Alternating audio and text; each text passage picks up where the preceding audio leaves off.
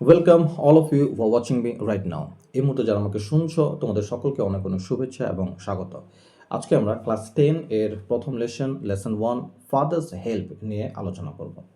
এই লেসনটি, এই টেক্সটে, গল্পটি লিখেছেন আর কে নারায়ণ। এই আর কে নারায়ণের পুরো নাম রশিপুরম কৃষ্ণস্বামী আইয়ার নারায়ণ স্বামী। সবার প্রথমেই অথর এবং টেক্সট, লেখক এবং পাঠ্যাংশ বা টেক্সট সম্পর্কে দু চার কথা বলা হয়েছে। কি বলা হয়েছে?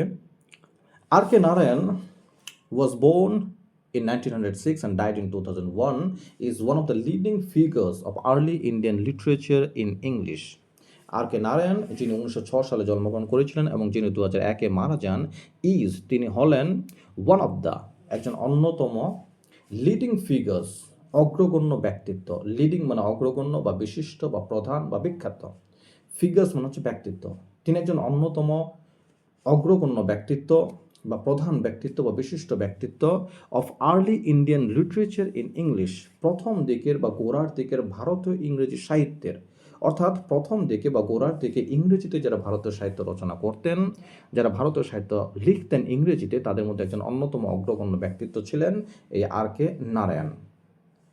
His notable works include Malgudi Days and The Guide. His notable works include, তিনার উল্লেখযোগ্য বা স্মরণীয় বা বিখ্যাত কাজের মধ্যে বা শিল্পীর বা লেখনের মধ্যে রয়েছে মালগুড়ি ডেইজ এবং দ্য গাইড। নোটেবল মানে হচ্ছে উল্লেখযোগ্য বা স্মরণীয় বা বিখ্যাত বা প্রসিদ্ধ ইত্যাদি, এবং ওয়ার্কস মানে কাজ। এখানে কাজ বলতে তিনার যে লেখনী, তিনার যে সৃষ্টি, তিনার যে শিল্প, তার কথা বোঝানো হয়েছে। আচ্ছা, মালগুড়ি ডেজ কি? Malgudi days actually a famous collection of short stories, একটি বিখ্যাত ছোট গল্পের সংকলন। তিনার লেখা একটি বিখ্যাত ছোট গল্পের সংকলন হলো মালগুড়ি ডেজ, এবং দ্য গাইড হচ্ছে তিনার লেখা একটি নোভেল, উপন্যাস। He was awarded the Sahitya Academy Award in 1958 for The Guide. He was awarded the Sahitya Academy Award. তিনাকে সাহিত্য একাডেমি পুরস্কার দেওয়া হয় ইন 1958, 1958 সালে। কেন? For the guide, the guide উপন্যাসটির জন্য। The story, an edited excerpt from Malgudi Days, is about a young boy called Swaminathan who is unwilling to go to school but is forced by his father to attend school. The story, এই গল্পটি, এই টেক্সটটি, an edited এক্সাপ্ট, যেটি একটি সম্পাদিত অংশবিশেষ, from Malgudi days, যেটি Malgudi days নামক তিনার রচনা থেকে নেওয়া হয়েছে।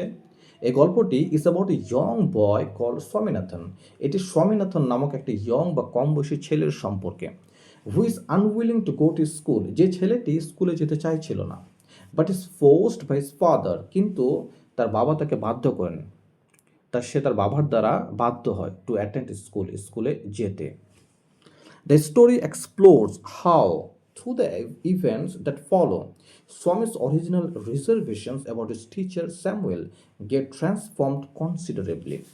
দ্য স্টোরি এক্সপ্লোরস, এই গল্পটি তুলে ধরে, এই গল্পটি বিশ্লেষণ করে, হাউ, কিভাবে, through the events that follow, কিছু ঘটনা পরম্পরার মধ্য দিয়ে, কিছু পরপর ঘটনার মধ্য দিয়ে, কিভাবে স্বামীর অরিজিনাল রিজার্ভেশন, স্বামীর যে অরিজিনাল ধারণা, তার যে আগের ধারণা, তার যে আগের মতামত, তার যে আগের চেপে রাখা মনোভাব অ্যাবাউট হিজ টিচার স্যামুয়েল, তার শিক্ষক স্যামুয়েল সম্পর্কে স্বামীর যে চেপে রাখা মনোভাব, তার যে আগের ধারণা, তার যে আগের মতামত, সেটা কিভাবে গেট ট্রান্সফর্মড, পরিবর্তন ঘটে, কনসিডারেবলি, যথেষ্ট পরিমাণে, প্রচুর পরিমাণে।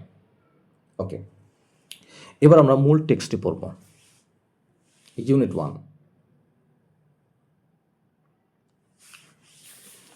Lying in bed, Swami realized with a shudder that it was Monday morning.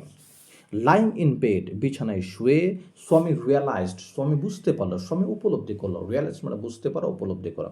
With a শার্ডার, কেঁপে ওঠে, ভয়ে কেঁপে ওঠে, ভয়ে শিউরে ওঠে, সে বুঝতে পারল দ্যাট, যে, ইট ওয়াজ মানডে মর্নিং, এটি ছিল সোমবারের সকাল। It looked as though only a moment এগো ইট ওয়াজ ফ্রাইডে। ইট লুকড, তার এমনটা মনে হলো, অ্যাজ দো, যেন, অনলি মোমেন্ট এগো, এই এক মুহূর্ত আগেই, ইট ওয়াজ ফ্রাইডে, এটি ছিল শুক্রবার, দিনটি ছিল শুক্রবার। অলরেডি মন্ডে ওয়াজ হিয়ার, ইতিমধ্যেই বা এরই মধ্যে মন্ডে ওয়াজ হিয়ার, সোমবার চলে এলো, সোমবার হাজির হয়ে গেল। He hoped he didn't have to go to school, he hope, সে আশা করেছিল, স্বামী আশা করেছিল, সে মনে মনে চাইছিল, he didn't have to go, তাকে যেতে হবে না, টু স্কুল, স্কুলে। At 9 o'clock Swaminathan wailed, I have a headache. At 9 o'clock, 9টার সময় স্বামীনাথন ওয়েলড, স্বামীনাথন আর্তনাদ করে উঠে বলল, ফুপিয়ে কেঁদে উঠে বলল। ওয়েল্ড মানে হচ্ছে আর্তনাদ করে ওঠা বা ফুপিয়ে কাঁদা বা ডুকরে কাঁদা ইত্যাদি। এক একটা বইতে এক এক রকম মানে তোমরা পাবে।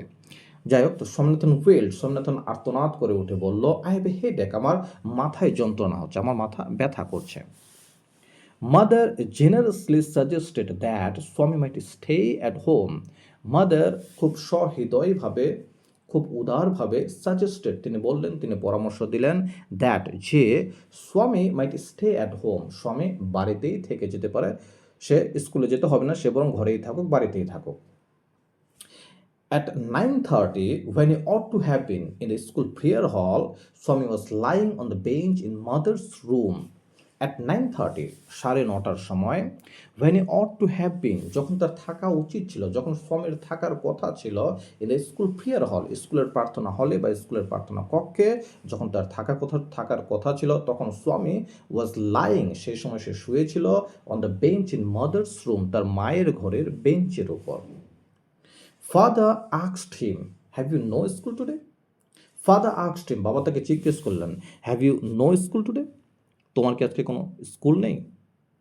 হেডেক, স্বামী রিপ্লাইড, স্বামী উত্তর দিল যে হেডেক, আমার মাথা ব্যথা করছে, আমার মাথায় যন্ত্রণা করছে। ওর বাবা বলছে, nonsense, dress up and go. Nonsense, বাজে কথা, আজে বাজে কথা। ড্রেস আপ, ড্রেস করো, শার্ট প্যান্ট পরো, অ্যান্ড গো, এবং স্কুলে যাও। স্বামী আবার বলছে হেডেক, আমার মাথা যন্ত্রণা করছে, মাথা ব্যথা করছে। ওর বাবা বলছে, loaf about lace on Sundays and he will be without a headache on Monday. loaf about lace, একটু কম ঘোরাঘুরি করো, on Sundays, রবিবার বা রবিবারের দিনগুলোতে একটু কম ঘোরাঘুরি করো, and you will be without a headache, আর তাহলে তোমার কোনো মাথা যন্ত্রণা করবে না, মাথা ব্যথা করবে না, on Monday, সোমবারের দিনগুলিতে। Swami knew how strict his father could be, so he changed his tactics. I can't go so late to the class. স্বামী knew, স্বামী জানতো, how strict, কতটা কঠোর, his father, তার বাবা, could be, হতে পারেন। So he changed his tactics, আর তাই সে বদলে ফেললো, so he changed, সে পরিবর্তন করলো, his tactics, তার কায়দা, তার কৌশল। I can't go so late to the class. I can't go, আমি যেতে পারবো না, so late, এত দেরিতে, to the class, ক্লাসে।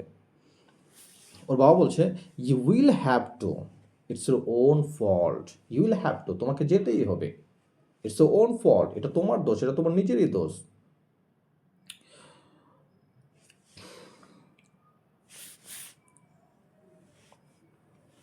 What will the teacher think if I go so late?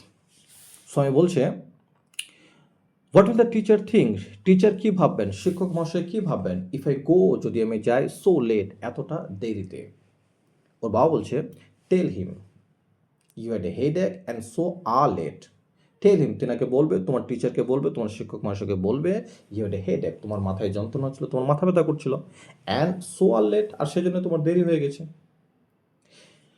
He will scold me if I say so, স্বামী বলছে যে হি উইল স্কোল্ড মি, তিনি আমাকে বকবেন, তিনি আমাকে ধমক দেবেন, ইফ আই সে সো, যদি আমি তিনাকে কথা বলি। ওর বাবা বলছে, will he, let us see, what is his name. Will he, তিনি কি সত্যি তোমাকে বকবেন, লেট আস সি, দেখা যাক, হোয়াট ইজ হিজ নেম, তিনার নাম কি। স্বামী বলছে, তিনার নাম স্যামুয়েল। ওর বাবা বলছে, does he always scold the students, তিনি কি সবসময় ছাত্রছাত্রীদেরকে বকাঝকা করেন, ধমক দেন। স্বামী বলছে, he is a very angry man, he is specially angry with boys who come in late, I wouldn't like to go late to Samuel's class. He is a very angry man, তিনি খুবই রাগী লোক। হি is specially angry, তিনি বিশেষ করে রেগে যান, with boys, সেই সমস্ত ছেলেদের উপরে, হু কাম ইন লেট, যারা দেরি করে স্কুলে আসে।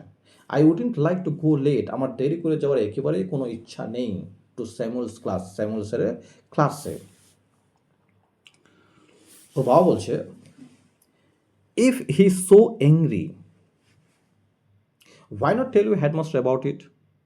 If he is so angry, যদি তিনি এতটাই রাগী হন, why not tell you headmaster, তাহলে তোমরা তোমাদের হেডমাস্টারকে কেন বলছো না অ্যাবাউট ইট, এই ব্যাপারে, এই সম্বন্ধে।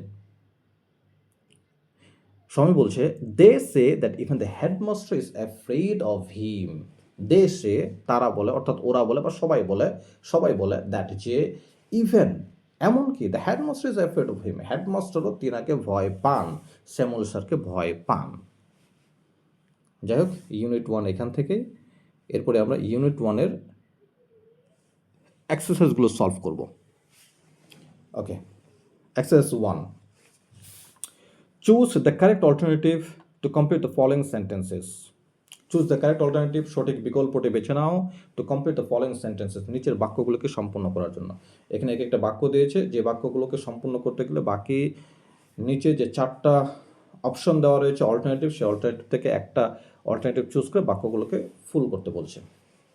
যাই হোক, প্রথম কোশ্চেনটা বলছে with a shudder Swami realised that it was. With a shudder, ভয়ে কেঁপে ওঠে বা ভয়ে শিহরিত হয়ে ওঠে, স্বামী রিয়েলাইজ, স্বামী উপলব্ধি করেছিল যে দ্যাট ইট ওয়াজ, এটি ছিল বা দিনটি ছিল।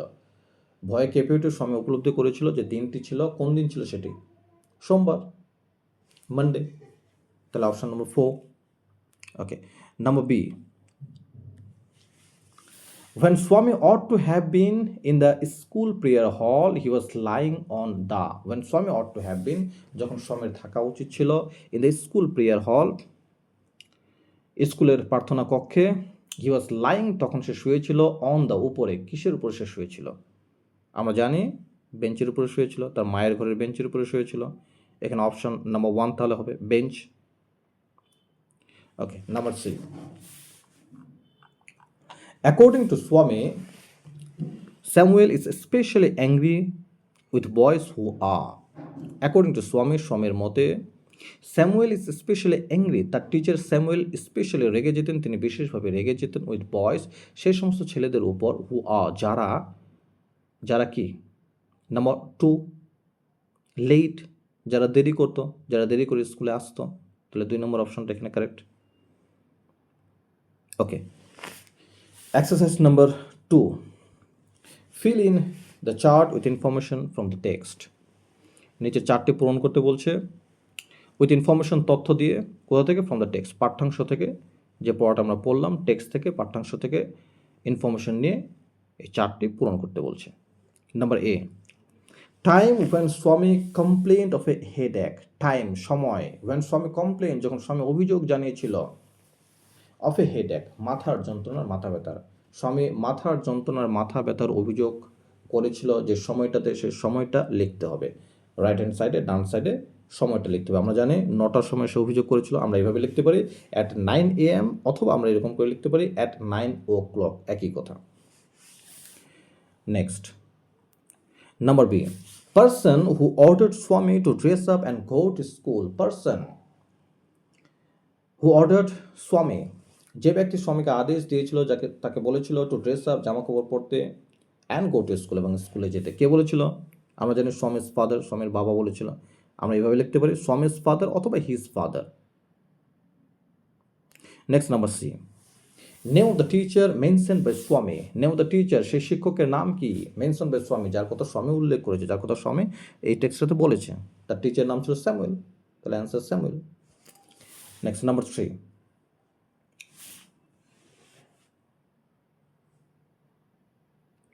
state whether the following statements are true or false. Provide sentences, phrases, words in support of your answer. State, বলো, whether the following statements, এই যে নিচের বক্তব্যগুলো দেওয়া রয়েছে, স্টেটমেন্টগুলো দেওয়া রয়েছে, স্টেটমেন্টগুলি ট্রু না ফলস, সত্য না মিথ্যা, সেটা বলতে হবে। প্রোভাইড সেন্টেন্সেস, ফ্রেজেস, ওয়ার্ডস, তার সঙ্গে সঙ্গে আমাদেরকে কোনো বাক্য দিতে বলছে, সেন্টেন্স, ফ্রেজ, বাক্যাংশ বা ওয়ার্ডস, শব্দ বা শব্দগুচ্ছ, ইন সাপোর্ট অফ অ্যান্সার, তোমার উত্তরের সপক্ষে। এই স্টেটমেন্টগুলো যদি সত্যি হয় বা মিথ্যা হয়, যেটাই হোক না কেন, সত্যি হলে কেন সত্যি, মিথ্যা হলে কেন সত্যি, মিথ্যা হলে কেন মিথ্যা, তার সপক্ষে টেক্সট থেকে কোনো সেন্টেন্স দিতে বলেছে, কোনো ফ্রেজ, বাক্যাংশ দিতে বলেছে, অথবা ওয়ার্ডস, শব্দ বা শব্দগুচ্ছ দিতে বলেছে। যাই হোক, প্রথম কোশ্চেনটা বলছে Swami said that he had a headache. Swami বলল যে তার মাথা ব্যথা করছে, তার মাথা যন্ত্রণা করছে।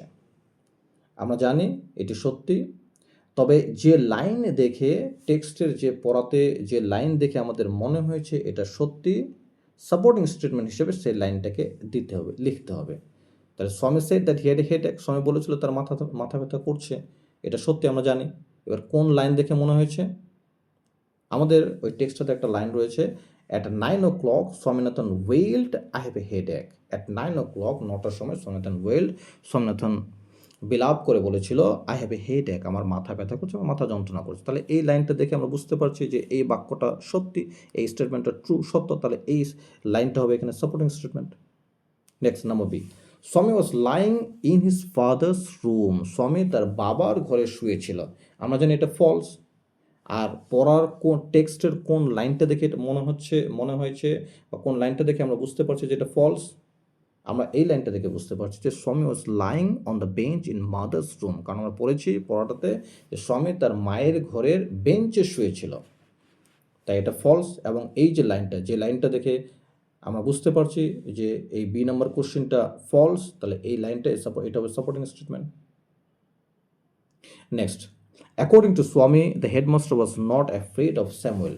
অ্যাকর্ডিং টু স্বামীর মতে the headmaster was not afraid of Samuel, headmaster স্যামুয়েলের ভয়ে ভীত ছিল না।